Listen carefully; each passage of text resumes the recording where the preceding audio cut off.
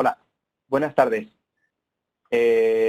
Lo primero, bueno, mi nombre es Bruno Lario, trabajo en el departamento profesional de Colgate en España y sobre todo primero quería expresar nuestro deseo de que todos ustedes y los suyos estén bien de salud, que hoy en día siempre es importante, pero hoy en día es más importante todavía. También quería agradecer su interés al conectarse en el día de hoy a la sesión. Que, bueno, como saben, hoy se hablará sobre complicaciones en el tratamiento del paciente periodontal.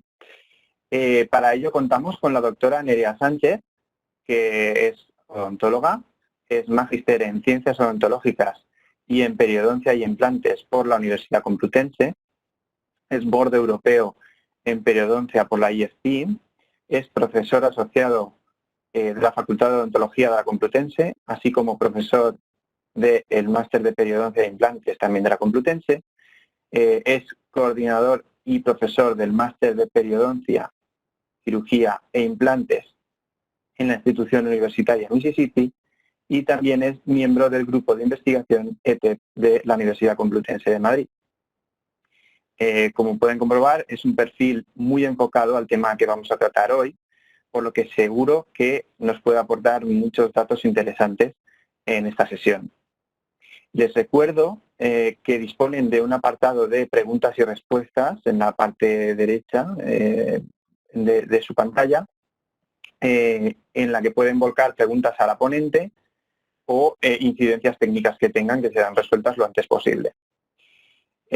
También les recuerdo que esta sesión está siendo grabada y que la semana que viene dispondrán de la grabación para consultarla las veces que quieran en la plataforma de colgatetalks.com.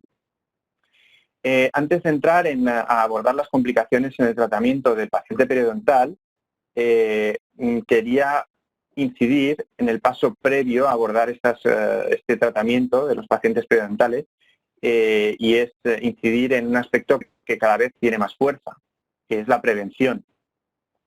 Y como saben, bueno, pues Colgate vive en ese futuro que es el abordar la prevención como primera arma para afrontar los problemas bucodentales y es por ello que Colgate cuenta con muchas herramientas para llevar a cabo esta prevención y una de ellas es el Colgate Total, que como bien sabrán hace muy poco cambió su fórmula para aportar beneficios adicionales y aportar una protección proactiva frente a bacterias, manchas y el pH ácido de los alimentos.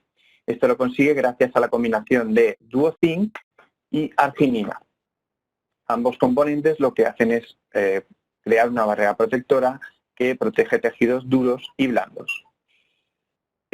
Aquí lo que ven es un poco el resumen de todos los beneficios de esta nueva fórmula, que principalmente se basan en 12 horas de protección de dientes, lengua, mejillas y encías.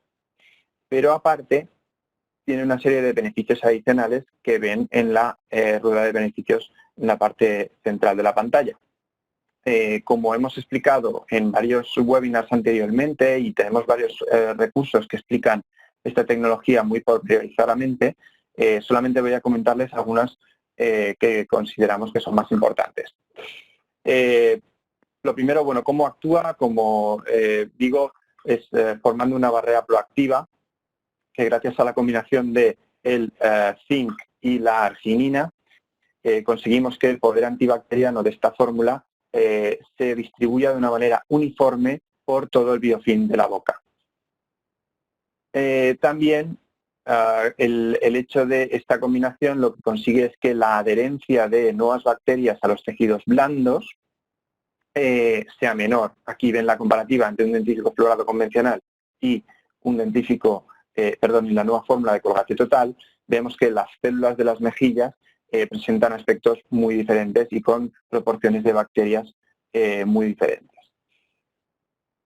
También esta fórmula antibacteriana lo que hace es incidir en la producción de energía de estas bacterias que son potencialmente patógenas, y esto se observa en la proporción de energía que muestran en la parte izquierda la saliva no tratada. Vemos una una saliva mucho más fluorescente. Eso quiere decir que tienen esas bacterias mucho más ATP. Y sin embargo, en la parte derecha vemos una saliva tratada con Colgate Total cuyas células, cuyas bacterias están mucho menos activas. Al tener menos energía, estas bacterias son tienen menos tendencia a multiplicarse, y aquí lo vemos en una placa que se ha cultivado a lo largo de una noche, y vemos que la saliva sin tratar tiene una multiplicación bacteriana mucho mayor que en la parte derecha la saliva que ha sido tratada con la nueva fórmula de Colgate Total. Ahora les enseño un estudio clínico en el que se ve que aquellos pacientes que usan Colgate Total con su nueva fórmula, en comparación a unos pacientes que usaron una pasta fluorada convencional, tienen una mayor protección de todas las superficies de la boca 12 horas después del último cepillado. En la parte inferior pueden ver la referencia, y luego les diré que este estudio se publicó en un número especial de la Journal Clinical Dentistry. Como les digo, también tiene una serie de beneficios adicionales, como por ejemplo el control de placa. También, una vez más, comparando dentífrico fluorado convencional con el nuevo Colgate Total, vemos que a los 6 meses la placa de los pacientes con Colgate Total se desarrolló un 30% menos que aquellos que usaron la pasta convencional. Lo mismo ocurre con el índice gingival, y es que a los 6 meses la diferencia entre los pacientes que usaron la nueva fórmula y los pacientes que usaron el dentífrico convencional, la diferencia es muy significativa. También tiene un especial cuidado por el esmalte, dado que esta fórmula, esta combinación de ingredientes, neutraliza los ácidos de la dieta de una manera muy rápida, y además protege el esmalte. Como les digo, en sesiones anteriores hemos visto pormenorizadamente estos beneficios, y en los recursos de Colgate tienen información al respecto. También esta fórmula controla la producción de sarro de una manera activa, bloqueando la cristalización del calcio de la placa, ¿de acuerdo? Aquí bien pueden observar el estudio en el que se muestra esta diferencia con respecto a un dentífrico fluorado convencional. Y este beneficio se observa ya a las 12 semanas, según el estudio que les muestro. También tiene efectos en cuanto al alivio de la sensibilidad. Se observan a las 8 semanas de uso se observan grandes beneficios en cuanto a la sensibilidad. También tiene esta combinación de ingredientes, también elimina las manchas, y también se disponen de estudios para mostrar este beneficio.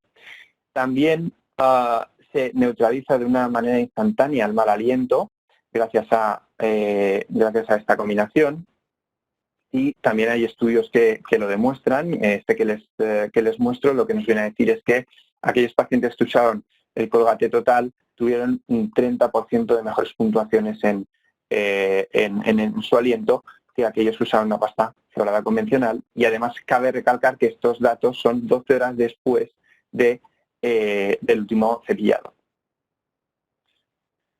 También este dentífrico tiene 1.450 partes por millón de flúor, por lo tanto también es un recurso perfecto para prevenir las caries.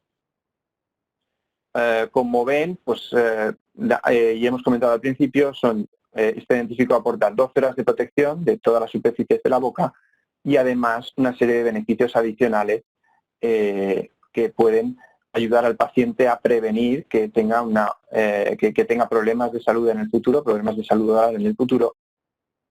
Aquí tienen todos los estudios que les he comentado en las diapositivas anteriores, y como les digo, están publicados en un número especial de Journal Clinical Dentistry de finales de 2018.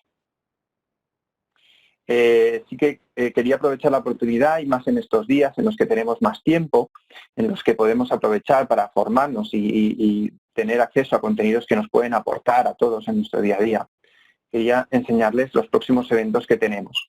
En primer lugar, el próximo webinar que tenemos, que es el 21 de abril, nos lo dará Adriana Paneso, que es una especialista en temas de comunicación y recursos web. y el webinar irá encaminado a cómo manejar esos recursos web que tenemos en la clínica para conseguir que nuestros pacientes estén mejor atendidos y además que consigamos mayores números de pacientes. Aquí tienen el enlace corto en el que pueden conectarse, ¿de acuerdo?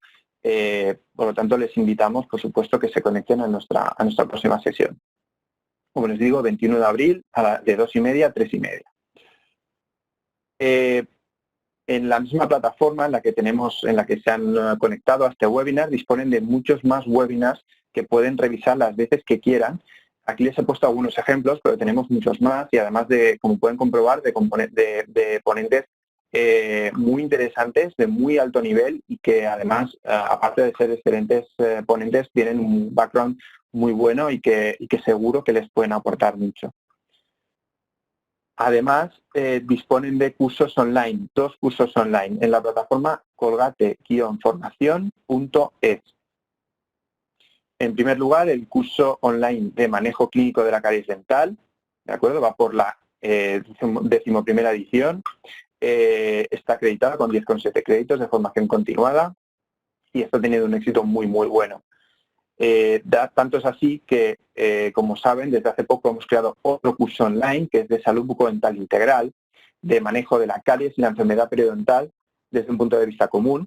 Y muy recientemente también le han adjudicado créditos a este curso, por lo tanto también les recomiendo que si hicieron el curso anterior, que le den una oportunidad a este nuevo curso, porque aparte de que estamos teniendo muy buenas valoraciones, encima ahora está también acreditado. Tenemos, como bien sabrán, estos días pues estamos un poco todos reinventándonos, ¿no? Aunque nosotros tenemos muchas actividades online, siempre vamos a ir sacando más. Entonces, para estar al día en los próximos eventos online, así como el día que podamos hacer eventos presenciales, aparte de muchas más cosas como petición de muestras o acceso a materiales, todo esto lo tienen disponible en colgateprofesional.es. El registro es gratuito y, como les digo, les mantenemos informados al día de los nuevos recursos que podamos ofrecerles, como este, por ejemplo, como este webinar, para que puedan ir actualizándose y puedan aprovechar el tiempo y la espera para recuperar la normalidad sea lo más amena posible. Siento la velocidad, pero no quería quitarle tiempo a la sesión de la doctora Nerea Sánchez, así que le paso la palabra a la doctora para que pueda iniciar su presentación. Gracias de antemano, doctora. Doctora, está en silencio. A ver, un Ahora segundo. Sí. Ahora, ¿se me oye, Bruno? Sí, perfectamente. Vale, y se me ve también, ¿no? También, se ve la pantalla perfectamente. Vale, perfecto. Bueno, pues muchas gracias por tan amable presentación, Bruno. Muchas gracias a Colgate por esta iniciativa y por invitarme también a dar esta charla. Y muchas gracias a los más de 1000 asistentes que tenemos de varias partes de España y de Portugal por estar hoy aquí con nosotros desde sus casas. Es verdad que ahora mismo estamos viviendo una situación sin precedentes y esperamos que lo antes posible se pase y que podamos recuperar todos una relativa normalidad. Y bueno, dicho esto, vamos a empezar a hablar de lo que hoy nos compete, que son las... entonces, vamos a hablar de las complicaciones en el tratamiento del paciente periodontal o del tratamiento del paciente periodontalmente comprometido.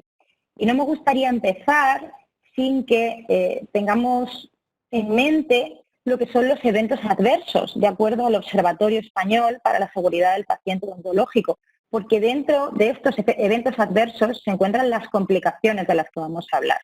Los eventos adversos serían lo que podemos definir como el daño al paciente como resultado de la asistencia dental independiente del proceso de la enfermedad. Estos eventos adversos tendríamos dentro de ellos 3 categorías. En primer lugar, los errores, después los accidentes y por último las complicaciones, que es de lo que vamos a hablar. Y tenemos que ser capaces de diferenciar estos eventos adversos. A ver, no sé por qué no me está pasando la presentación, Bruno. A ver, un segundo. Si con clic no funciona, con el botón avanzar página. Ahora, ya está. Me funciona con el clic. Bueno, en primer lugar tendríamos los errores que suponen un buen porcentaje, un 40%, como sería, por ejemplo, lo que podemos ver en esta foto, pues confundirnos y extraer el diente que no es. Esto sería un error, es un comportamiento incorrecto hecho de manera consciente, habitualmente causados por falta de conocimientos o habilidades. O, por ejemplo, en la foto de la derecha tenemos un implante que está colocado justo en la raíz de un diente. Estos serían los errores. Por otro lado, tendríamos los accidentes, como puede ser, por ejemplo, que se nos esté quemando la consulta y que nosotros y algún paciente estemos dentro, como pasó hace unos pocos años en Madrid. Los accidentes serían eventos aleatorios, inesperados e impredecibles que van a causar daño al paciente o daño de otro tipo, también a nosotros, los propios profesionales, o al material. Esto lo podríamos considerar accidentes y afortunadamente se producen en un menor porcentaje. Y por último tendríamos las complicaciones, que a diferencia de los errores, hemos realizado un tratamiento de manera correcta, pero sin embargo vamos a tener un resultado anormal, como sería, por ejemplo, pues esta paciente a la que se le ha realizado un procedimiento de regeneración ósea simultánea a la colocación de implantes y acude a los 5 o 6 días con ese hematoma en la zona de la cara y la zona del cuello. ¿Qué ocurre? ¿Cuál es el problema de los eventos adversos? Pues que suponen un coste adicional para la clínica, suponen un aumento en el tiempo de sillón, que sabemos que es tan importante para la organización de una clínica dental, y aparte va a reducir mucho la satisfacción del paciente con respecto a nosotros y con respecto al tratamiento. Por lo tanto, tenemos que ser capaces, y ya hablando más en detalle de las complicaciones, de conocerlas y sobre todo aprender cómo prevenirlas y cómo tratarlas en el caso de que éstas se produzcan. Y estamos hablando del tratamiento del paciente periodontal, por lo tanto, antes de meternos más de lleno a analizar las complicaciones, tenemos que conocer cuál es esta secuencia de tratamiento. En primer lugar, realizaríamos el diagnóstico, el pronóstico de ese caso y el plan de tratamiento. Y a continuación, empezaríamos con las series, con la secuencia dentro del tratamiento periodontal que realizamos en la consulta. En primer lugar, la fase sistémica, que esta no es específica del tratamiento del paciente periodontal. La fase sistémica debemos realizarla en el tratamiento de todos nuestros pacientes, y esta se basaría en controlar las enfermedades sistémicas que pueden afectar nuestro tratamiento, como puede ser una diabetes mal controlada, y también el estimular el cese del hábito tabáquico. Sabemos que el tabaco está muy asociado con la etiopatogénesis de la periodontitis y también con una pobre cicatrización en otros procedimientos quirúrgicos. Pues dentro de esta fase sistémica sabemos que tenemos que controlar esos factores. Y ahora pasamos a la fase causal, que se basa en el control de las infecciones orales, no solo de la periodontitis, no solo con el tratamiento de raspado y alisado radicular, sino también en esta fase vamos a realizar el tratamiento de conductos, obturaciones de todas las caries de la boca del paciente y, en definitiva, controlar todas esas infecciones que pueden afectar. A continuación pasaríamos a la fase correctiva, cuyo objetivo es corregir todas aquellas secuelas causadas por las infecciones orales. En esta fase iríamos desde todos los procedimientos de cirugía periodontal, pasando por, una vez estabilizado el paciente, al tratamiento ortodóntico y de implantes, hasta finalmente por el tratamiento restaurador o prostodóntico definitivo. Y una vez que hemos finalizado la fase correctiva, pero no solamente al finalizar la fase correctiva, ahora lo veremos, pasaríamos a la fase de mantenimiento, que habitualmente lo hacemos cada 4 o 6 meses, pero siempre hay que individualizar al paciente. Esta fase es de las más importantes de nuestro tratamiento y no la tenemos que hacer justo después de la fase correctiva, sino que tenemos ya que empezar a pautarla al finalizar la fase causal. Es decir, desde el momento en el que nosotros reevaluamos al paciente, independientemente de que haya que realizarle cirugías periodontales, tenemos ya que estar pautando esos mantenimientos periodontales al paciente para conseguir que, aunque no hagamos en las zonas donde no vayamos a hacer cirugía periodontal, también estemos ya previniendo esa recidiva, la enfermedad que es en definitiva el objetivo de esta fase de mantenimiento.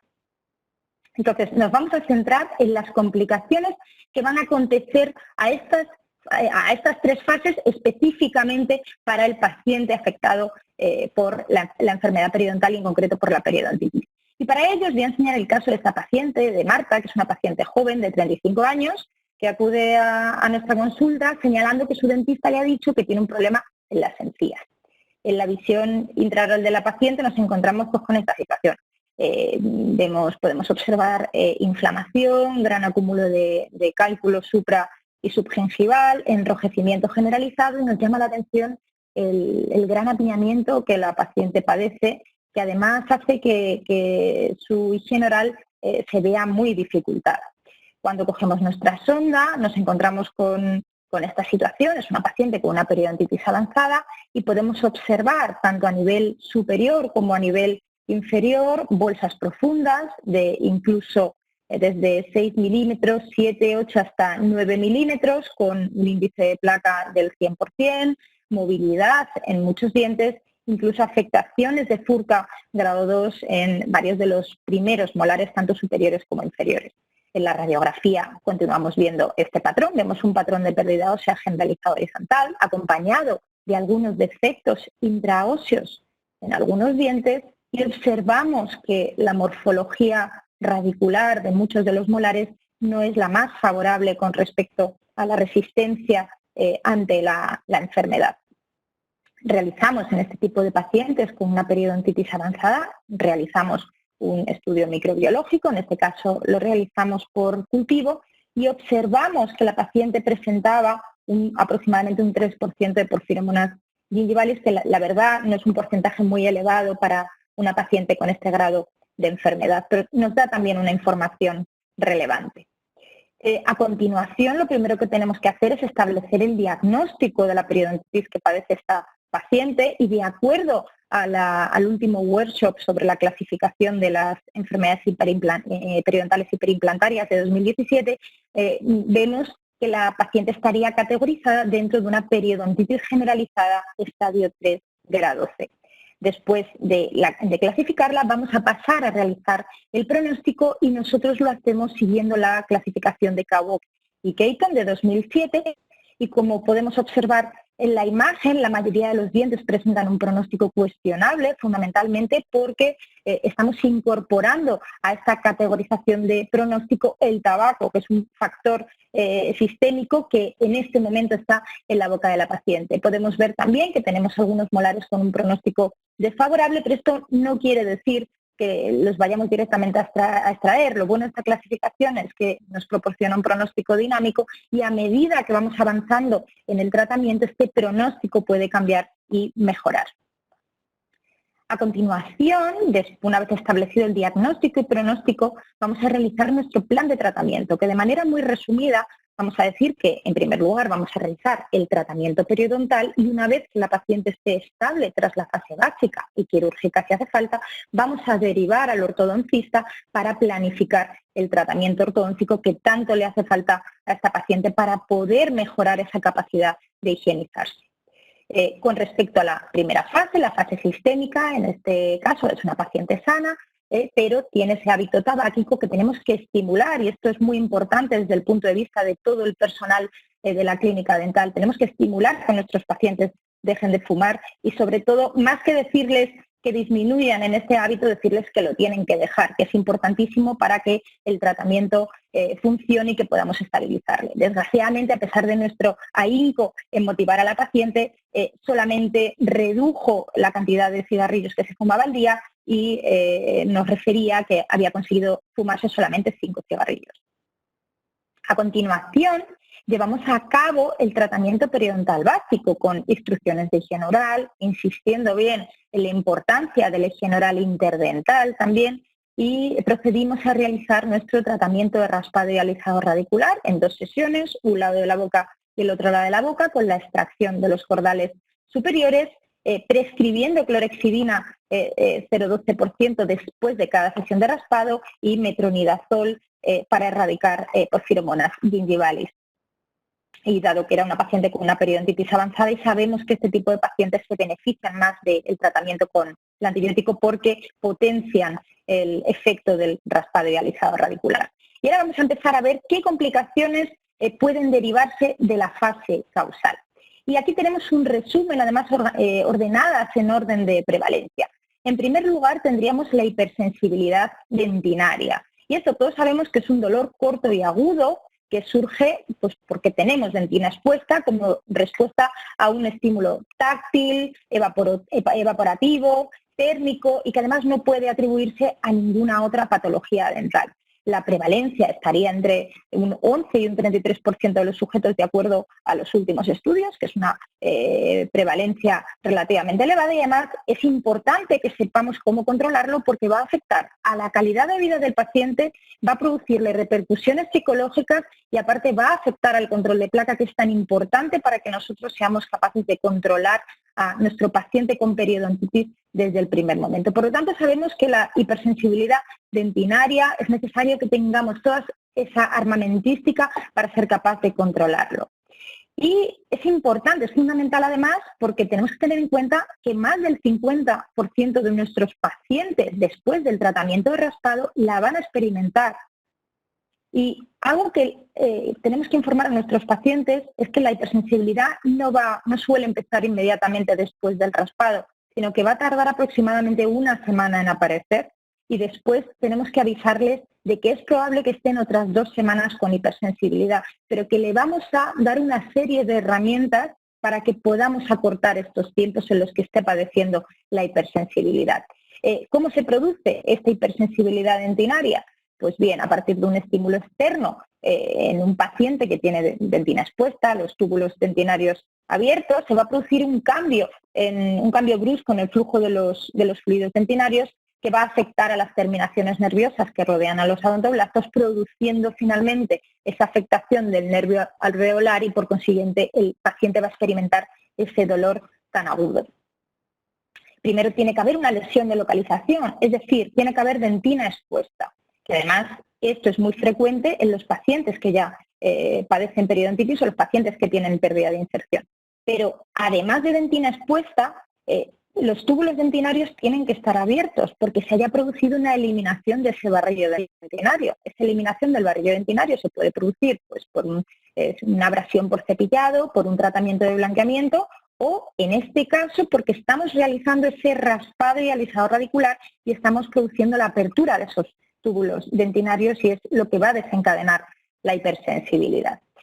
¿Cómo vamos a poderla tratar nosotros desde nuestras consultas? Bueno, pues en primer lugar tenemos que aconsejar a los pacientes sobre qué medidas de higiene oral tienen que realizar.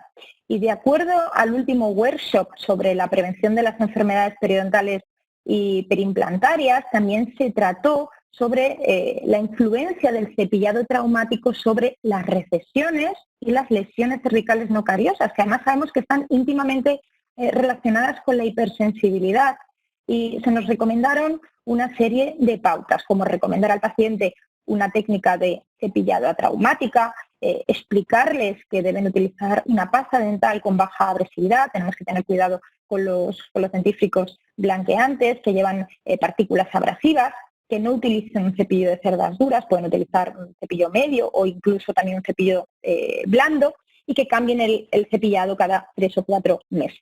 Con respecto a la dieta, también podemos dar una serie de recomendaciones a los pacientes con respecto a los alimentos que consumen, porque sabemos que los alimentos o bebidas muy frías también pueden producir ese estímulo doloroso cuando el diente presenta la hipersensibilidad. Pero también nos podemos prevenir con respecto a los ácidos, porque además varios estudios han relatado que alimentos o bebidas con un pH ácido menor de 5,5 van a estimular ese dolor producido por la hipersensibilidad. Y aquí en esta gráfica podemos ver dentro de todas estas bebidas, de todos estos alimentos que tienen un pH por debajo de 5,5, cuáles son los que tienen un pH más ácido. Por ejemplo, el vinagre tendría un pH de menos de 2, sería muy ácido. Incluso aquí nos hablan del jarabe mucolítico.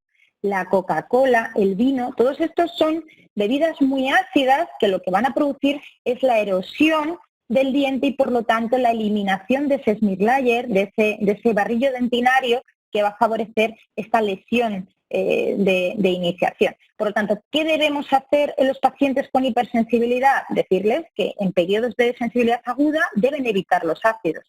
Y luego también una recomendación importante es que cuando los consuman tienen que separar el cepillado de estos momentos en los que han consumido estas bebidas ácidas, porque hay que esperar a que la capacidad tampón de la saliva neutralice a los ácidos. Habitualmente aproximadamente una media hora, podríamos decir. Y ya por último, ¿qué podemos hacer nosotros? ¿Qué agentes podemos recomendarles a los pacientes, tanto de uso en casa como qué tratamientos les podemos hacer nosotros en la consulta para reducir esa hipersensibilidad? Bueno, pues sabemos que hay dos mecanismos de acción. Uno sería el bloqueo de la conducción nerviosa, que puede producir, por ejemplo, el nitrato potásico, y otro el recubrimiento de la dentina, esa oclusión de los túbulos dentinarios por diversos agentes.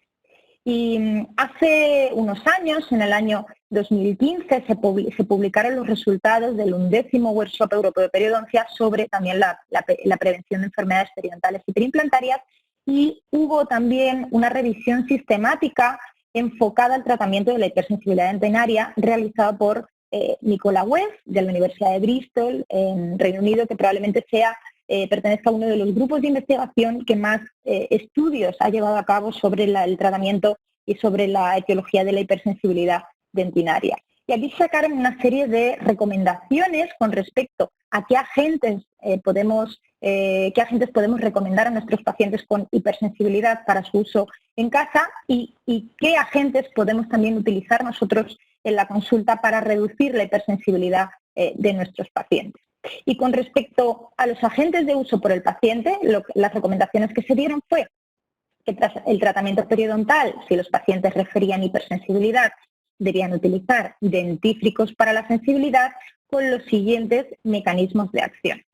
Vemos que dentro de que todos serían efectivos dentro de esta revisión sistemática, habría dos, que serían la arginina y el fluoruro estañoso, que tendrían un nivel de evidencia fuerte de reducir la sensibilidad. El fosfosilicato de calcio y sodio y las sales de estroncio también serían efectivos, pero tendrían un menor nivel de evidencia. Por lo tanto, la conclusión es que se espera que el uso de cualquiera de estos dentífricos 2 veces al día alivien de manera rápida y considerable los síntomas de la hipersensibilidad durante su uso. Y esto con respecto al uso de los agentes por el paciente, pero nosotros en la consulta, ¿qué podemos hacer? ¿Tenemos alguna recomendación? Pues bien, se recomendaría la aplicación profesional de estos agentes en aquellos casos que no responden, en los casos severos, que no responden al uso de los desensibilizantes en casa. Entonces podríamos abogar por realizarlo en consulta, pero es verdad que no los pueden recomendar desde este artículo porque no hay un nivel de evidencia fuerte para ninguno de ellos. Sí que dicen que, de acuerdo a la literatura, serían efectivos los siguientes: la arginina, el fosfosilicato de calcio y sodio y las resinas. En cuanto a los barnices fluorados, parece que sí que tendrían algo de efectividad, pero les haría falta más evidencia, y con respecto a los láseres, que podrían serlo.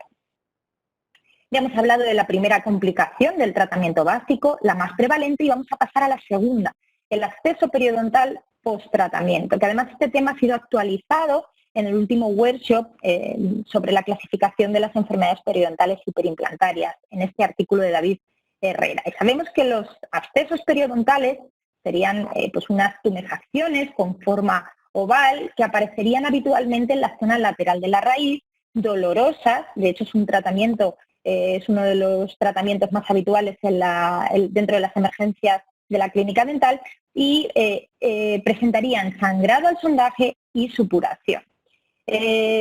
Su prevalencia estaría entre el 7 al 43% de los abscesos periodontales, y, como he comentado, en la nueva clasificación de las enfermedades periodontales estaría contemplados los abscesos post-raspado, que es de lo que vamos a hablar.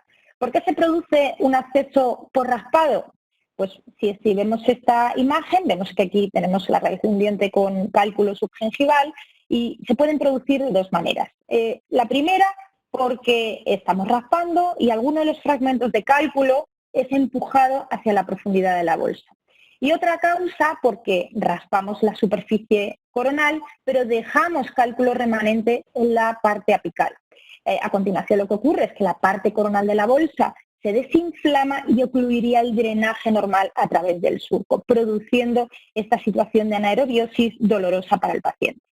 ¿Qué debemos hacer en estos casos? Y aquí el tratamiento suele inducir a error, porque solemos pensar tratamiento antibiótico.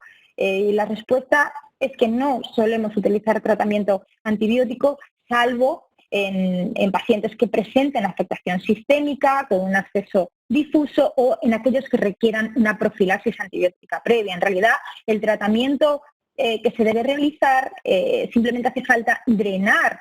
Es un tratamiento de emergencia, hay supuración en el fondo en la bolsa periodontal. Tenemos que drenar con la sonda, incluso con una cureta, o raspar muy levemente. Podemos irrigar con suero salino y después quitar al paciente dentro de una semana para realizar ya un tratamiento de raspado. De hecho, el tratamiento de los abscesos de drenaje se suele realizar incluso sin anestesia. En tercer lugar, otra complicación que puede acontecer tras la fase causal sería la recurrencia del virus del herpes simple. Y aquí os presento el caso de Purificación, que es una paciente de 61 años que acude a la consulta señalando que se le mueven los dientes. Cuando vemos la imagen intraoral, la verdad es que no nos parece que haya una gran inflamación. Sabemos que existen distintos fenotipos de periodontitis, pero cuando cogemos nuestra sonda periodontal observamos que hay bolsas muy profundas a nivel de los molares, de 9 milímetros incluso en molares superiores, de 10, 12 milímetros en los inferiores, que se corresponden con estos defectos intraóseos tan profundos. Y lo que hacemos es, después del pronóstico, establecemos nuestro plan de tratamiento.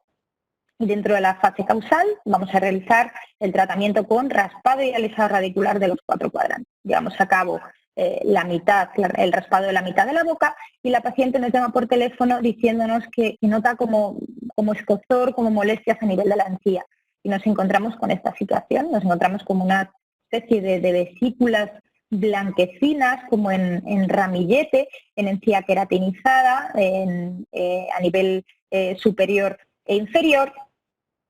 Y ante lo que observamos que es ante un herpes intraoral recidivante. Estas son unas lesiones que se ulceran rápidamente y se queda una erosión única con bordes estrellados, ligeramente dolorosa, y que además suele curar entre 8 y 10 días. ¿Y esto por qué se produce? Pues porque es verdad que en España la mayoría de nosotros, no sé, en Portugal, la mayoría de nosotros expresamos anticuerpos para este virus. Sabemos que tenemos, en primer lugar, una primoinfección herpética, que suele ser cuando somos pequeños, cuando somos jóvenes, y después esa infección se queda latente y ante determinados estímulos, como puede ser el trauma de los instrumentos del raspado, vamos a exhibir reinfecciones recurrentes. No solamente a nivel intraoral, sino también es frecuente encontrar el herpes labial en los pacientes después del raspado. ¿Cómo lo vamos a tratar? Pues salvo inmunodeprimidos, que sí que podremos utilizar antivíricos tipo aciclovir u otros de nueva generación. En general, como nosotros hemos prescrito clorhexidina con cada sesión de raspados, el tratamiento con clorhexidina que nos deje la situación, que nos deje la zona lo más desinfectada posible, va a ser suficiente, uniéndolo a explicar al paciente que haga dieta blanda, y en casos extremos, ya sabemos que esto depende del umbral del dolor de cada paciente, podemos prescribir algún analgésico tipo paracetamol. Y ya por último, nos encontramos con la complicación que en menor prevalencia da, pero que es interesante conocer porque puede ser que le resulte curioso al paciente, incluso a nosotros, cuando se presenta un paciente hacia la consulta, que es la parotiditis por clorhexidina. A mí me ha pasado 1 o 2 veces en mi vida. Acude el paciente a la consulta, hay veces que directamente no le vemos nosotros, que se asustan y van a su médico, pero las veces que me ha pasado, afortunadamente han venido a la consulta y vienen con una tumefacción uni o bilateral, sin dolor, pero muy asustados porque se les ha hinchado la cara. Y esto es una parotiditis, una cialoadenitis, porque se produce la inflamación de la glándula parótida debido a los enjuagues, habitualmente por clorhexidina, pero también se han descrito para otros agentes antisépticos. ¿Y esto por qué se produce? Pues bien, porque los enjuagues vigorosos hacen que la clorhexidina o el otro agente entre a nivel del ducto y hacen que las mucinas salivares precipiten, y esto lo que va a producir es la obstrucción de la salida del conducto de Stennan y desencadena esa inflamación tan aparatosa. ¿Cómo lo tenemos que tratar? Pues en principio, lo primero que tenemos que hacer es tranquilizar al paciente. No tiene dolor y lo más probable es que se haya producido por los enjuagues con clorhexidina. Entonces, lo que hay que hacer es discontinuar el tratamiento con los enjuagues, es decir, detener el uso del colutorio. y luego explicar que sería bueno que se estimulase la secreción de saliva, por ejemplo, utilizando el limón o algo que nos haga salivar. Y habitualmente esta parotiditis desaparece espontáneamente tras dejar el colutorio, tras el cese del colutorio por parte del paciente. Ya hemos acabado con las complicaciones del tratamiento básico y volvemos a nuestra paciente, a Marta, y Marta la única complicación que refirió fue hipersensibilidad dentinaria, que tratamos con uno de los dentífricos para reducir la hipersensibilidad dentinaria. A continuación, después de la fase causal, realizamos la reevaluación periodontal a las 4 o 6 semanas tras la fase inicial. Y en esta paciente nos encontramos con una situación mucho mejor, mucho más desinflamada. Es verdad que tenemos recesiones, triángulos negros, una de las consecuencias del raspado, pero seguimos, cuando tomamos el periodontograma, observamos que seguimos teniendo bolsas profundas de 7-9 milímetros, sobre todo en palatino, y a nivel de los molares inferiores. Lo más importante es que vemos que la paciente tiene un buen control de placa, menos de un 20%, en este caso un 15%, por lo tanto podemos continuar con la secuencia de tratamiento. Si no viéramos una buena higiene oral por parte del paciente, no podríamos continuar. Y en esta reevaluación es cuando planificamos la terapia adicional y en este caso planificamos el re-raspado de los sectores anteriores y cirugía periodontal en los sectores posteriores. No nos podemos olvidar que aquí en la reevaluación es cuando empezamos a pautar los intervalos de mantenimiento en esta paciente, dado que todavía tenemos bolsas residuales. Es una paciente de riesgo, por lo tanto le pautamos ya los mantenimientos periodontales aproximadamente cada 4 meses. Y procedemos a la realización de las cirugías periodontales dentro de nuestra fase correctiva. Esto es un ejemplo del tipo de cirugía que solemos realizar para eliminación de bolsas, cirugía de reposición apical y colgajo biselado en paladar para adelgazar y conseguir la reducción de esas bolsas, y a nivel inferior también un colgajo de reposición apical, en este caso con tunelización. Aunque había defectos intraóseos que observábamos en las radiografías, no eran regenerables, por lo tanto hicimos un enfoque de eliminación de bolsa más que un enfoque receptivo en esta paciente. Y ahora vamos a hablar de qué complicaciones podemos tener en esta fase, en concreto en la cirugía periodontal.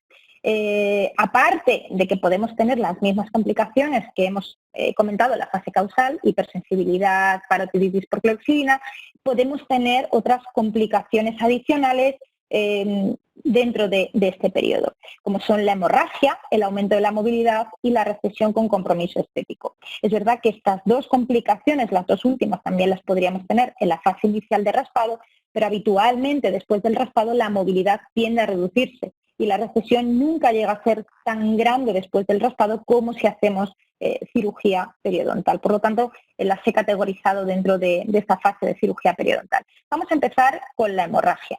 Y de acuerdo a este estudio realizado concretamente en la Universidad de Haifa en Israel, en el que querían evaluar cuánta pérdida se perdía con la cirugía periodontal, nos señalan que esta pérdida de sangre es mínima durante una cirugía. Fijaos, de media 60 mililitros, cuando realmente cuando nosotros vamos a donar sangre al hospital, al ambulatorio, nos están extrayendo 500 mililitros en 20 minutos. Por lo tanto, si hacemos la comparativa, es muy poca. Incluso para los pacientes que toman el típico adirocien, el ácido acetil salicílico de 100 miligramos, no hay diferencias entre los pacientes que lo toman y los que no lo toman. Por lo tanto, si nosotros hacemos una fase sistémica adecuada a los pacientes que toman anticoagulantes, antiagregantes, a partir de un determinado umbral, decidimos hacer una interconsulta con su médico prescriptor y para el momento de la cirugía está todo controlado, la pérdida de sangre que vamos a tener es mínima. Sin embargo, desgraciadamente, hay veces que nos encontramos con estas situaciones de hemorragia intraoperatoria, pero en general estas situaciones no suelen ser una complicación, suelen ser más un error. Suelen estar asociadas con que, por ejemplo, a nivel de la cirugía periodontal, al hacer el adelgazamiento en el paladar solemos tocar, solemos desgarrar o seccionar, en los peores casos, la arteria nasopalatina, que podemos ver en esta imagen, o la arteria palatina mayor. Y estas son las principales causas de que tengamos complicaciones en la cirugía periodontal. Y para prevenirlo es muy importante que conozcamos la anatomía a nivel de los paquetes vasculonerviosos palatinos y sabemos que donde podemos tener más complicaciones es a nivel de la arteria palatina mayor, que sale por el orificio palatino mayor y tiene un trayecto anterior hasta que se anastomosa con la arteria nasopalatina, que es una rama de la arteria esfenopalatina. A lo largo de este trayecto, si nosotros durante nuestro adelgazamiento del paladar, en la cirugía, en el colgajo biselado, para reducir, para eliminar la bolsa, seccionamos esta arteria, podemos tener complicaciones hemorrágicas. Y sobre todo, lo más problemático es cuando realizamos esa sección a nivel de la salida de los orificios, porque es más difícil controlar el sangrado. Entonces, lo más importante es conocer la anatomía y saber dónde no tenemos que llegar, prevenir. Para eso tenemos varios estudios, hay estudios que se han hecho en cadáveres, ahora se están haciendo varios estudios con tecnología de Combin CT para saber justo dónde se encontraría aproximadamente ese orificio palatino mayor, porque además coincide con que tenemos una muesca que hay casos en los que se puede palpar, pero es bastante complicado. Entonces, lo mejor es que sepamos qué referencia anatómica tenemos que tener en mente para no llegar a esa zona. Y esto es extrapolable no solo a la cirugía periodontal, sino también en los casos en los que vamos a tomar un injerto libre o un injerto de tejido conectivo. Por este artículo de Reiser en el año 96, realizado en cadáver, se establecieron una serie de referencias para localizar dónde estaba esta salida de la arteria palatina mayor. Y estas nos dicen que se encuentra aproximadamente apical al tercer molar, en la intersección entre el hueso horizontal y vertical del maxilar, a una distancia del límite amelocementario de los molares y premolares aproximada de 12 milímetros. Por supuesto, esto va a cambiar en función del tipo de paladar. Si tenemos un paladar vertical, esta distancia va a ser mayor, y lo más peligroso, los paladares horizontales o planos, donde esta distancia es mucho menor y tenemos más riesgo de seccionar o de desgarrar la arteria palatina. En caso de que desgraciadamente sí que tengamos esta complicación, las medidas podrían ser, en primer lugar, comprimir, hacer presión muy fuerte con gasa durante al menos 5 minutos para conseguir hemostasia. Podemos inyectar anestésico vasoconstrictor, aunque sabemos que el efecto es limitado. Como en la foto de la izquierda, podemos suturar la región próxima al sangrado. Y por último, también podríamos localizar el vaso, como en este caso, y ligarlo para conseguir que se detenga este sangrado. Ya hemos hablado de la hemorragia. Vamos a pasar a la siguiente complicación que podemos tener en este caso ya tras la cirugía periodontal, que sería el aumento de la movilidad.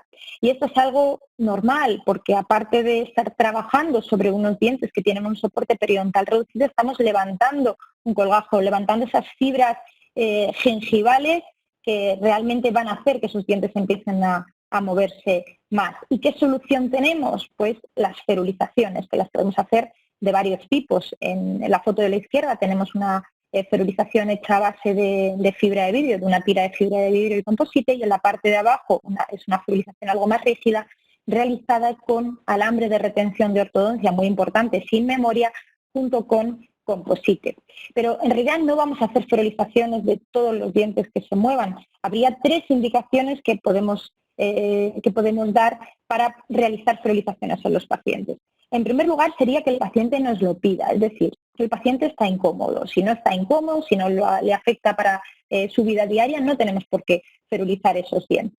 La segunda indicación sería porque el diente se está extruyendo, es decir, vemos que un diente tiene frémito continuado, lo aliviamos y a la siguiente cita vuelve a venir. Eso significa, si vuelve a venir con el frémito, significa que el diente se está extruyendo y por lo tanto tenemos que detener esa extrusión del diente y habría que ferulizar.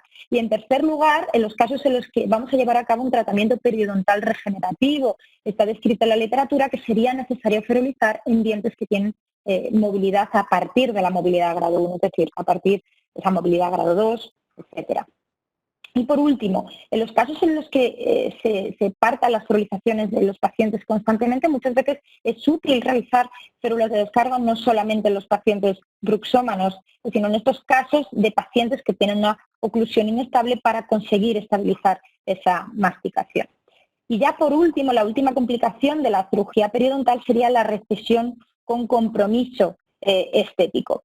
Y es que en muchos casos nuestros pacientes, desgraciadamente, nuestros pacientes con periodontitis tienen sonrisa gengival. Entonces también desde el principio tenemos que pensar ya en las repercusiones estéticas que van a tener estos pacientes después de nuestro tratamiento, y es que muchos acaban así, con situaciones que no nos gustan ni a ellos ni a nosotros, con dientes mucho más largos, con troneras muy grandes, con espacios negros, se ve la raíz. Y de aquí simplemente hacer un llamamiento a que nos acordemos todos siempre de dar un consentimiento informado antes del tratamiento básico, antes de la fase inicial y antes también del tratamiento quirúrgico, donde expliquemos todos los efectos indeseables normales, es decir, las complicaciones que podemos tener en nuestros tratamientos. Este es el consentimiento informado que yo suelo dar en la consulta, donde no solamente pongo las consecuencias antiestéticas, también les hablo de la hipersensibilidad y de hematomas, de inflamación, de todas las consecuencias normales después de la cirugía, que es mejor contar antes, además, porque sabéis que todo lo que contemos antes es una advertencia y que lo que digamos después es una excusa, y eso le puede sentar mal a los pacientes y tener problemas legales. Por lo tanto, tenemos que dar siempre el consentimiento informado en nuestros tratamientos. Pero, y en estos pacientes, bueno, y en general en todos, ¿vamos a hacer cirugía periodontal en el sector anterior? Sabiendo que tenemos estas repercusiones estéticas tan importantes. Pues bien, de acuerdo a la literatura, sabemos que después del raspado, en las situaciones, en las localizaciones que tenemos sondajes de al menos 6 milímetros, sobre todo en esas localizaciones con sangrado, sabemos que esos pacientes van a seguir perdiendo infección en esas localizaciones. Por lo tanto, no podemos dejarlo así y tenemos que hacer un tratamiento adicional. Pero a su vez, sabemos que el tratamiento quirúrgico está asociado con mayores recesiones. Por lo tanto, ¿qué hacemos ante esta disyuntiva? Y yo os propongo esta toma de decisiones. Siempre lo primero que tenemos que hacer absolutamente en todos los pacientes con periodontitis es el tratamiento de raspado y alisado radicular, por supuesto, pero después, en caso de que tengamos esta situación con bolsas residuales, si tenemos defectos intraóseos, es claro cómo lo tenemos que tratar, que es con una cirugía periodontal regenerativa. Pero si no tenemos bolsas residuales, nuestro tratamiento de elección tiene que ser el re-raspado, porque va a producir muchas menos recesiones que el realizar un tratamiento quirúrgico periodontal. En caso en que ya desafortunadamente vemos que re-raspamos y seguimos teniendo esos sondajes residuales con sangrado, ya es cuando abogamos por una cirugía periodontal de acceso. Pero si no, lo que hacemos es derivar directamente al paciente a mantenimiento periodontal y desbridar esos sondajes menores de 6 milímetros en mantenimientos probablemente más frecuentes. Y aquí os presento un caso de mi amiga, la doctora Carmen Álvarez Novoa, que ya aparte de ser periodoncista, es especialista en estética por la Universidad de Tufts en Boston. Y este es el caso de una paciente que podríamos decir, es una paciente muy joven, podríamos decir que padecía de las antiguas periodontitis agresivas. Vemos que tiene una sonrisa gengival, tiene una sonrisa alta, por lo tanto, ojo, porque la repercusión de nuestro tratamiento va a ser importante. Y de hecho, después del tratamiento periodontal, la paciente refirió que tenía una situación en su boca que no le gustaba y que le daba vergüenza sonreír. Nos fijamos en esos triángulos negros, la raíz además presentaba diastema. Pues, ¿qué se puede hacer en estos casos? ¿Qué dice la doctora Álvarez Novoa? Pues en primer lugar, mejorar la distribución de espacios con ortodoncia, en este caso con alineadores. Y una vez hecho este tratamiento de ortodoncia, pasar a conseguir un cierre de troneras con composite. También se podrían hacer carillas. Hay muchos tratamientos estéticos para mejorar estas consecuencias antiestéticas de los pacientes con periodontitis, lo que posibilita pasar de esta situación a esta situación de la derecha, que es mucho más favorable, con la que la paciente está mucho más contenta.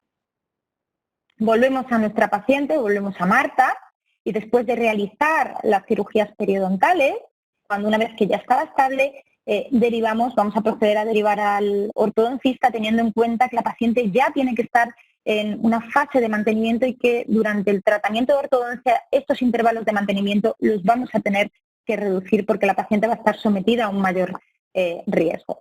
Observamos el periodontograma después de las cirugías, donde vemos que ya no hay bolsas residuales, el control de placa es exquisito, un 1% de placa solamente, y hemos reducido esas bacterias periodontopatógenas. De hecho, por Pseudomonas gingivalis tenemos un 0%. Derivamos al ortodoncista, planificamos el tratamiento y aquí observamos la imagen de los 9 meses después de la ortodoncia, donde llevamos haciendo desde el principio mantenimientos periodontales cada 2 meses. Vemos que el control de placa por parte de la paciente es muy bueno. A nivel supragengival vemos que no hay inflamación, pero desgraciadamente la paciente en la visita de los 12 meses nos dice que ha tenido unos problemas personales y que no ha podido contenerse y que ha vuelto a fumar, e incluso más de un paquete diario, que está muy estresada y que lo está pasando muy mal y que necesita fumar.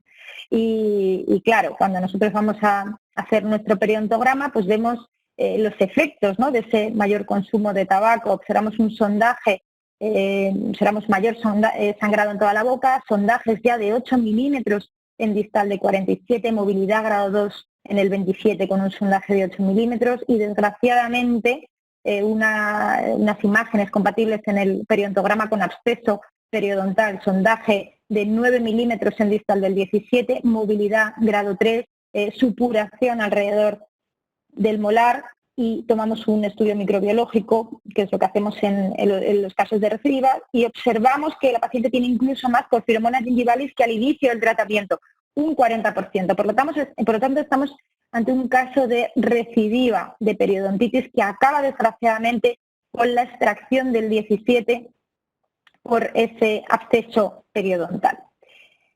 Desafortunadamente estos casos ocurren y no son relativamente infrecuentes durante la terapia periodontal de mantenimiento, y sobre todo en pacientes con ortodoncia tenemos que saber cómo controlar, o sea, cómo proseguir con el tratamiento de estos pacientes, porque no podemos continuar con el tratamiento de ortodoncia mientras que no estabilicemos la situación.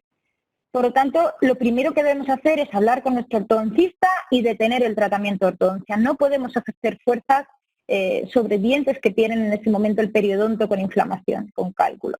¿Qué tenemos que hacer? Pues colocar una retención pasiva, en caso de brackets, pues un alambre de retención, en caso de alineadores, pues el alineador anterior que no ejerza fuerzas o incluso un ESIX. A continuación, pues volver a empezar el tratamiento, realizar el tratamiento de raspado alisado radicular, instrucciones de higiene oral, en caso de que tengamos el estudio microbiológico, pautar el antimicrobiano correspondiente a ese perfil bacteriano, y solamente en caso de que en la reevaluación a las 4 o 6 semanas observemos que ya no tenemos esos sondajes, que tenemos sondajes menores de 4 milímetros, que el índice de placa sea aceptable, solamente en esos casos podremos volver a retomar el tratamiento de ortodoncia. Si no, en los casos en los que no volvemos a una situación compatible con salud, pues tendremos que hacer cirugía periodontal, o incluso habrá casos en los que, si por ejemplo los pacientes no mantienen un control de placa adecuado, pues no podremos proseguir con el tratamiento de ortodoncia. En esta paciente, afortunadamente, conseguimos estabilizarla, y en este caso pautamos los mantenimientos más a menudo, una vez al mes. Intentábamos hacer coincidir la cita de la ortodoncista con cuando nosotros íbamos a realizarle el mantenimiento. Y este es como acabó el caso. La paciente tiene un control de placa muy bueno y podemos derivarla al especialista en estética para que le haga un cierre de troneras con composite. Y este es el caso al inicio y este es al final del tratamiento de ortodoncia.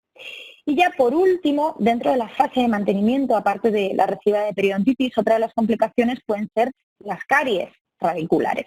Sabemos que además, a medida que aumenta la edad, va a haber una mayor prevalencia de caries radiculares, y que estas van a estar fundamentalmente, las vamos a encontrar habitualmente en los molares y premolares mandibulares y luego en caninos incisivos maxilares. Y aparte, tenemos que tener en cuenta de que los pacientes con periodontitis, los pacientes tratados de periodontitis en fase de mantenimiento, al tener esas raíces expuestas, van a tener un mayor riesgo de caries radicular. Por lo tanto, tenemos que saber cómo abordar estas lesiones cariosas. Y afortunadamente hace muy poco, en 2017, se reunieron en un workshop la Federación Europea de Periodoncia con la Organización Europea de Investigación de la Caries. Y en una de las revisiones de la literatura que llevaron a cabo, en concreto este autor, Hisman, hicieron una revisión de la literatura y plantearon cómo realizar el tratamiento de estas lesiones. Lo que sí que señalaron, de acuerdo a los resultados de su revisión, es que en la medida de lo posible hay que evitar el tratamiento restaurador a nivel cervical, a nivel de las caries radiculares. ¿Por qué? Pues porque si vemos en la literatura, a 2 años solamente sobreviven el 65% de las restauraciones cervicales habitualmente realizadas con resinas compuestas, con composite. Un 35% habitualmente suelen desprenderse. Por lo tanto, el pronóstico de las restauraciones cervicales, de las restauraciones radiculares, mejor dicho, es bajo en pacientes de avanzada edad, en pacientes mayores. Y proponen 2 estrategias de tratamiento. En primer lugar, para las caries radiculares que sí que están cavitadas, que sí que el paciente le cuesta mucho higienizarse, pues en estos casos sí que es necesario y no hay otra opción hacer un tratamiento restaurador mínimamente invasivo en la medida de lo posible y sobre todo utilizando cementos a base de vidrio y ionómero. Sin embargo, en los casos en los que las caries radiculares no estén cavitadas, lo que proponen es una estrategia a base de tratamiento con flúor, prescribiendo a los pacientes un dentífrico fluorado con al menos 1000 partes por millón de flúor 2 veces al día al menos, y luego aplicando un barniz de flúor con un porcentaje de entre el 2 y el 5% 3 o 4 veces al año. Como alternativa, si este tratamiento no se puede hacer, también se puede prescribir un dentífrico a base de 5000 partes por millón de flúor 2 veces al día. Aquí os enseño ya para acabar el caso de Mercedes. Mercedes es una paciente que ha estado en tratamiento de la periodontitis, tanto básico como quirúrgico. Aquí podemos observar un implante tratado de perimplantitis y ahora mismo se encuentra en una fase de mantenimiento periodontal y en tratamiento de ortodoncia con alineadores. Podemos ver aquí los ataches. Y otra de las cosas que podemos ver es que ya es una paciente a la que se le ha realizado previamente tratamientos conservadores para la caries, pero ya vemos que está empezando a tener otra vez caries a nivel de las raíces de los dientes. Y si lo vemos más en detalle, tanto en vestibular como en palatino, son múltiples esas lesiones radiculares de caries que la paciente presenta. Por lo tanto, ¿qué hacemos en estas situaciones? Pues aparte de la paciente ya está cepillándose con una pasta de dientes de al menos 1000 partes por millón de flúor, y lo que hacemos en consulta es emplear un barniz de flúor a base de 22.600 partes por millón. ¿Cómo lo hacemos en la consulta? Bueno, pues colocamos un separador de labios de este tipo, puede ser un tipo Optagrade, y realizamos el pulido para eliminar la placa bacteriana de las raíces. A continuación echamos aire, secamos todas esas raíces y con un pincel del de aplicar el adhesivo vamos despacio aplicando poco a poco el barniz de fluoruro en todas las raíces, teniendo en cuenta que nos tenemos que meter bien a nivel de los espacios interdentales en todos los dientes. ¿Qué instrucciones le tenemos que dar al paciente después del uso de estos barnices fluorados? Pues que tienen que intentar evitar ingerir alimentos y cepillarse en aproximadamente 4 horas, aparte de seguir reforzando la importancia de evitar los azúcares, seguir cepillándose, utilizar dispositivos de higiene interdental y acudir a mantenimiento. Y para terminar, hemos hablado de todas estas complicaciones, de las distintas fases del tratamiento periodontal, y me gustaría poneros esta diapositiva que es importantísima. Tenemos que prevenir, tenemos que formarnos, la formación es fundamental para evitar los errores, para resolver las complicaciones, y afortunadamente es lo que estamos haciendo, y me gustaría agradecerle a Colgate estas iniciativas de webinars, porque aparte llevan haciéndolo muchos años, y eso hace que todos podamos aprender mucho. Con esto terminamos. Muchísimas gracias. Muchas gracias, doctora. Ha sido una presentación muy interesante, con mucho contenido, tanto es así que nos hemos pasado un poquito del tiempo y, Ay, no me digas. Bueno, sí, no pasa nada, no pasa nada. A ver, no da tiempo a leer dudas, pero vamos, yo creo que ha quedado muy claro todo, y la verdad es que se han dado ejemplos muy interesantes y situaciones que se dan en el día a día o que se pueden dar en el día a día, y que seguro que a más de uno le va a ser muy útil. Así que, lo dicho, muchísimas gracias, doctora.